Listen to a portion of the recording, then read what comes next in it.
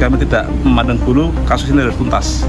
Seperti itu. 4 tersangka tambak udang Karimun Jawa dipastikan menjalani setelah gugatan pra-peradilan dengan register perkara 1 PID Pra 2024 PNJPA atas nama pemohon Sutrisno, 2 PID Pra 2024 PNJPA atas nama pemohon Teguh Santoso, dan nomor 3 PID Pra 2024 PNJPA atas nama pemohon Mirah Sanusi Darwiyah ditolak oleh Hakim Pra-peradilan Pengadilan Negeri Jepara Meirina Dewi Setiawati. Akhirnya dilakukan pelimpahan tersangka ke Kejaksaan Negeri Jepara, Senin sore, 10 Juni 2024. Pelimpahan dihadiri oleh Jaksa Tinggi Kajati Jateng, penyidik Gakum, dan kuasa hukum terdakwa.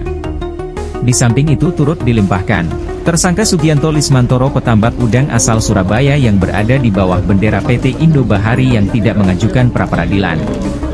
Di samping keempat tersangka, diserahkan pula barang bukti berupa pipa inlet sekitar 3 truk. Penyerahan dilakukan oleh tim penyidik Gakum kepada Jaksa Kejaksaan Tinggi Jawa Tengah.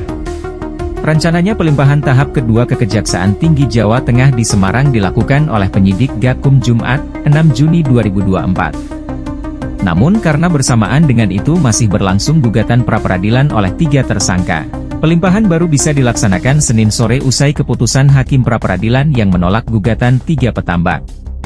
Pada pelimpahan tersebut juga dilakukan pemeriksaan pipa inlet barang bukti milik tersangka Sutrisno oleh Jaksa Tinggi, tersangka dan kuasa hukumnya.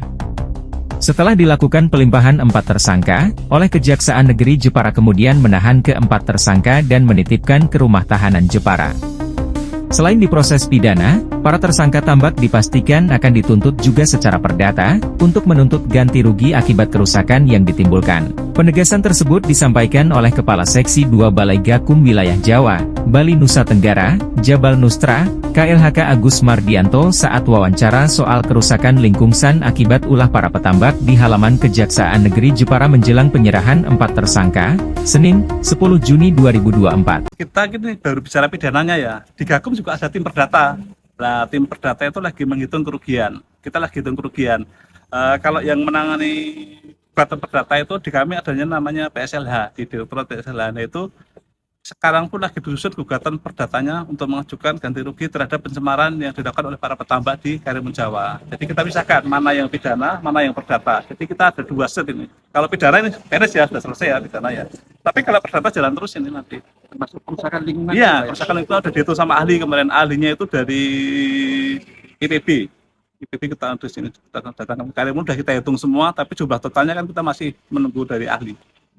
Ibu Menteri KLHK dan Bapak Dirjen Gakum KLHK telah memberikan arahan untuk menuntaskan kasus kerusakan lingkungan di Karimun Jawa akibat tambak udang, ujar Agus. Ia menjelaskan, tuntutan perdata itu saat ini sedang disusun oleh Tim Penyelesaian Sengketa Lingkungan Hidup, PSLH, Dirjen Gakum Kementerian Lingkungan Hidup dan Kehutanan. Bahkan sedang dihitung kerugian kerusakan lingkungan yang ditimbulkan tambak udang ilegal oleh tim ahli dari IPB. Sementara dari Kawali bersama Koalisi Advokat Pembela Pejuang Lingkungan Hidup, PPLH, dan Koalisi Masyarakat Sipil di Jepara akan bersama-sama terus mengawal proses hukum yang berjalan supaya tidak keluar rel, dan dapat memberikan kepastian hukum bagi masyarakat dan negara yang seadil-adilnya. Karena ini menjadi tolok ukur bagi para penegak hukum di Indonesia dalam menegakkan keadilan di negara ini. Kami memohon para pihak yang berwenang dan pemangku kebijakan untuk mengambil langkah penegakan hukum dan mengusut tuntas dalam rangka pemberian ketegasan sanksi hukum kepada pelaku usaha tambak udang ilegal maupun jaringannya, termasuk TPPU, tindak pidana pencucian uang, dan pajak. Karena ini adalah satu hal yang ditunggu-tunggu bahwa perbuatan para tersangka dan nantinya menjadi para terdakwa adalah perbuatan yang melanggar undang-undang. Sesuai dengan koridor hukum yang berlaku sampai tuntas permasalahan ini supaya bisa memberikan kepastian pada masyarakat, menjadi tolok ukur pada penegakan hukum yang ada di Jepara, di Indonesia, dan kelanjutan Karimun Jawa ke depannya seperti apa. Itu menjadi tolok ukur. Tindakan dan sanksi tegas terkait pelanggaran perizinan ataupun dampak yang ditimbulkan oleh kegiatan usaha tambak udang yang tidak sesuai dengan pemanfaatan ruang sesuai peruntukannya, terutama dampak lingkungan dan dampak sosial. Untuk bisa dilakukan rehabilitasi lingkungan dan rekonsiliasi sosial secara menyeluruh supaya masyarakat bisa mendapatkan kepastian hukum terhadap status Karimun Jawa sebagai kawasan strategi pariwisata nasional.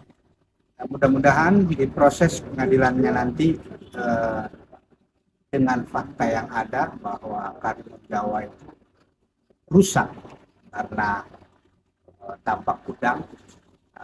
Untuk kedepannya kami harap agar bisa diputuskan seadil-adilnya